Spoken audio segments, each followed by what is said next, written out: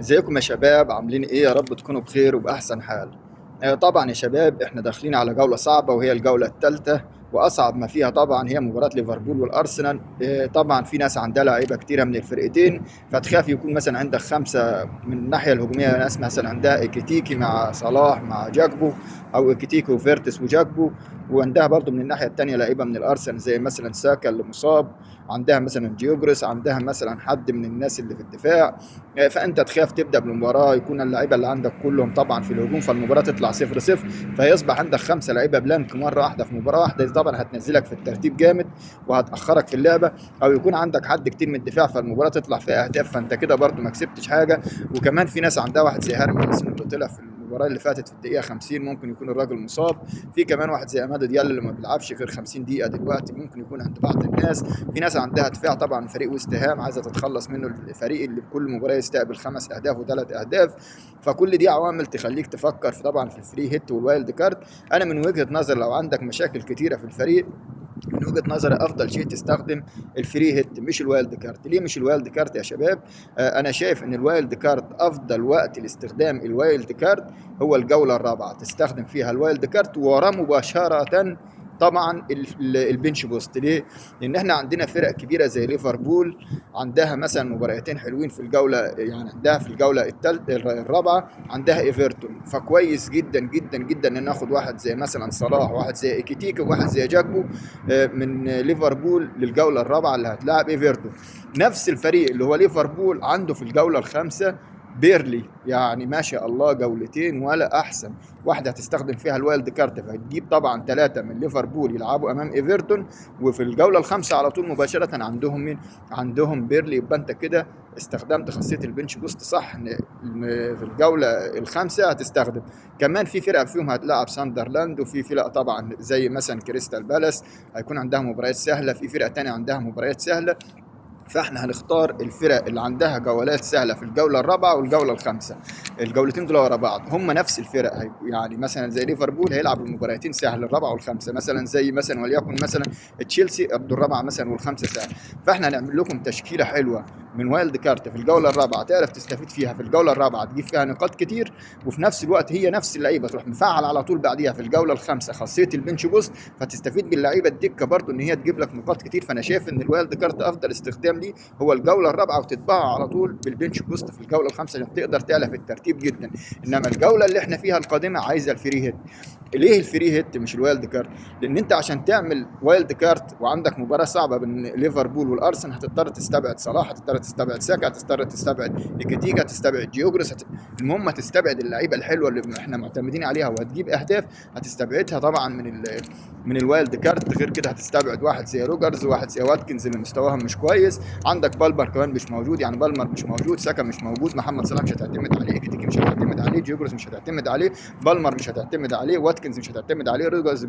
طيب فضل مين يا شباب تاني عشان نلعبه لما انت ده كله مش هتقدر تاخده في الوايلد كارد في الجوله الثالثه؟ عشان كده افضل شيء الفري هيت طبعا. ومن خلال الفري هيت عندنا 3 مباريات ولا اروع ل3 فرق نقدر نعتمد عليهم في الفري هيت، ناخد منهم لعيبه كويسه يطلعوا لنا بمجموعه نقاط مميزه.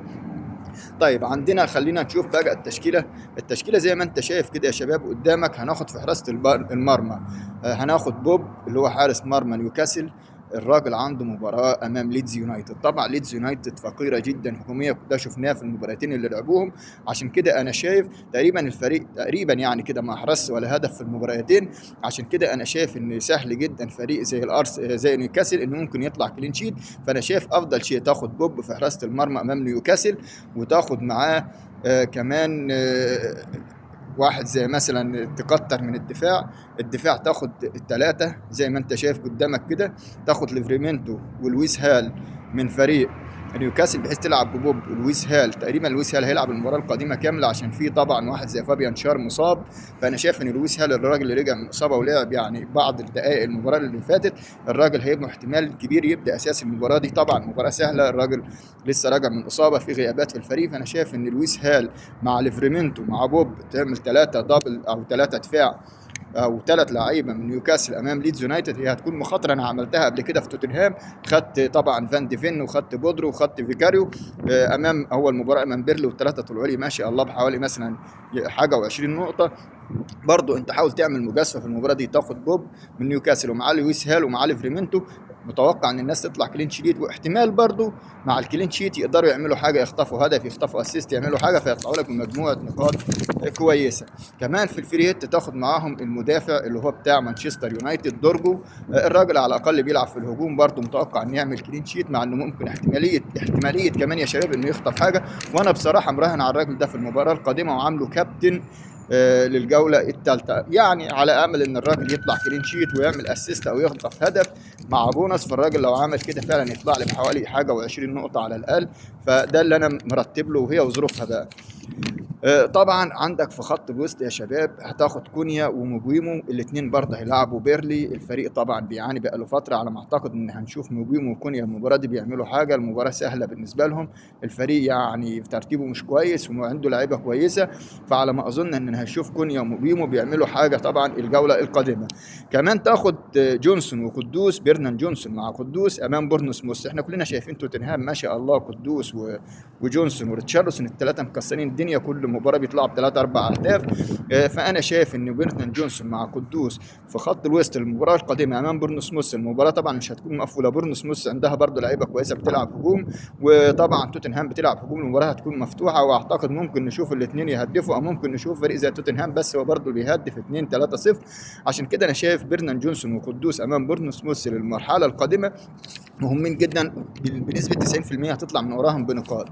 اما الثلاثه روس الحرب يا شباب، فانت هتاخد معاك ريتشارلسون زي ما اتفقنا، عشان يبقى ريتشارلسون وبرنان جونسون وقدوس الثلاثي اللي هو بتوع توتنهام، المتوقع يعملوا حاجه الجوله القادمه، فتطلع من وراهم بمجموعه نقاط. تاخد معاك هالاند، عنده مباراه من برايتون، كلنا شفنا برايتون الجوله اللي فاتت امام ايفرتون بتتهزم 2 او 3-0 بسهوله.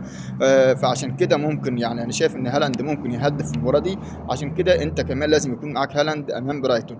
كمان تاخد جواو بيدرو امام فولهام، يعني هجومك هيكون ريتشارلسون، هالاند، جواو بيدرو، الراجل اللي طبعا ما شاء الله بيلعب اساسي، عنده مباراه برضه سهله امام فولهام، ممكن نشوف الراجل بيعمل حاجه.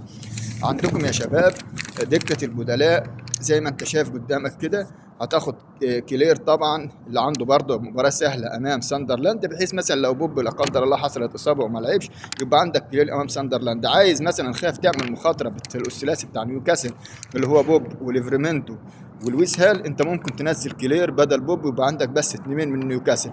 عندنا كمان يا شباب زي ما انت شايف ريندرز وريكو لويس طبعا من فريق مان سيتي، برضو المان سيتي هيلاعب فريق يعني برايتون، ممكن سهل يطلع كلين شيت، فانت لو عندك ريكو لويس ممكن راجل يطلع كلين شيت، ممكن يعمل مساهمات.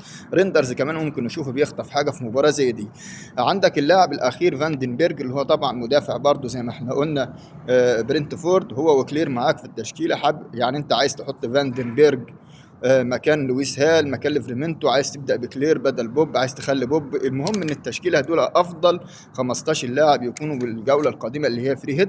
وعلى نفس الوقت لو مثلا غاب لعيب، فاللعيبه اللي محطوطه على دكه البدلاء كلها متوقعه ان هي تطلع كلين شيت، متوقع ان هي تعمل حاجه الجوله القادمه. طبعا يا شباب زي ما اتفقنا الفري هيت افضل من الوايلد كارت، الوايلد كارت استخدامها هيكون في الجوله الرابعه والجوله الخامسه عشان تستفيد بنقاط كتيره. الجوله الثالثه انا شايف ان هي صعبه، مش صعوبه مباريات، ولكن احنا مش الخوف من بس من فرقتين زي نيوكاسل، قصدي الفرقتين اللي هم ليفربول وارسنال، ان احنا مش عارفين الفرقتين دول هيعملوا ايه او نتيجه المباراه ايه. اخاف يعني انا واحد من الناس واخد ايكيتيكو واخد جاكبو واخد جوكروس واخد ساكا، المهم عندي تقريبا 4 أو 5 من فريق زي الارسنال وليفربول، انا مش ضامن نتيجه المباراه. في نفس الوقت المباراه صعبه، مش عارفين هتطلع بنتيجه 0-0، هيكون في اهداف للفريقين او ظروفهم ايه. عشان كده انا فضلت ان استخدم خاصيه الفري هيت للجوله القادمه، بحيث افضل محافظ على ترتيبي. انا الحمد لله ترتيبي 123 الف على العالم، ده ترتيب كويس. لو استخدمت الفري هيت وعرفت اكسب نقاط من ورا اللعيبه اللي انا اخترتها اللي عندها مباريات سهله، على ما اظن دي ممكن اشوف ترتيب ال 123 ان شاء الله ممكن توصل 50,000 و60,000 على العالم. وان شاء الله في الجوله الرابعه هستخدم الوايلد كارت، اللعيبه عندها مباريات سهله، ووراها في الجوله الخامسه بنش بوست برضه هم نفس اللعيبه يكون عندهم مباريات سهله جدا.